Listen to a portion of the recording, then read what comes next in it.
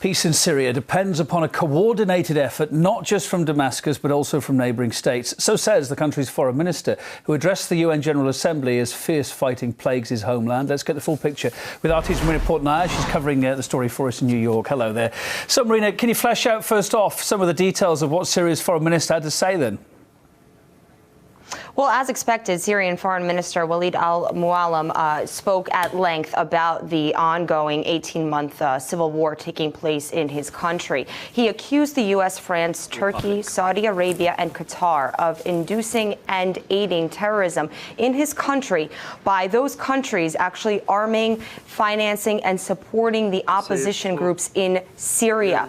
He went on to say that the calls that Western countries are making for President Bashar al-Assad to step down is not only provoking more bloodshed in his country, but he says it's also a blatant interference into Syria's domestic affairs. He said the success of any international effort in Syria would require countries, including Turkey, Saudi Arabia, Qatar, and Libya, to stop arming, funding, and training the Syrian opposition and to rather encourage dialogue. So Syrian Foreign Minister Walid al-Muallim, of course, addressing the world body on the last and final day of the UN General Assembly debate. He says that he is calling for a political solution and Syrian-led dialogue to agree on a roadmap to a more pluralistic and democratic Syria. But as we've been reporting for the past week, everybody's talking about the crisis in Syria, but not clear how to exactly solve it. Indeed, it was one of the focal points, as you're saying, at this year's General Assembly. What have we heard from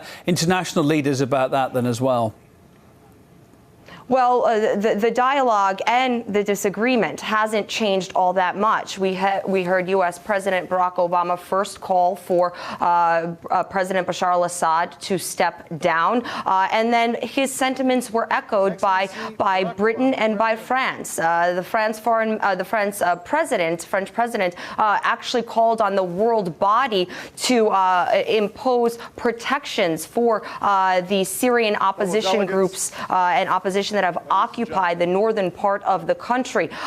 President Obama said that just as the U.S., he says, stood by, supported and helped liberate the people in Egypt and Libya, he would like to see the same thing done in Syria. But on the other hand, you have many other countries such as Russia, China, Brazil, and so on and so forth, saying that there can't be any outside intervention into what's taking place in Syria. This is a crisis that needs to be decided and ended between the parties, between the Syrian government and the opposition. And Russia's foreign minister, Sergei Lavrov, addressed the General Assembly saying that the only way to solve this is through the 6-point peace plan that was outlined by former Joint Special Envoy Kofi Annan many months ago. And one of those 6 points calls for an immediate ceasefire. But the Syrians are saying, the Syrian government is saying, how will the opposition put their guns down if the Western countries are calling for Assad to step down?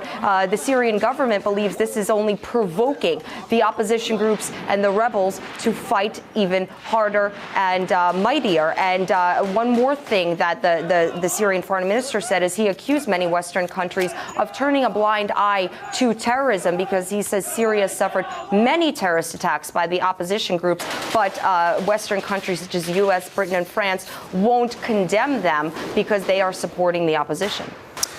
Marina Portnaya, our correspondent in New York, thank you very much for bringing us up to speed there.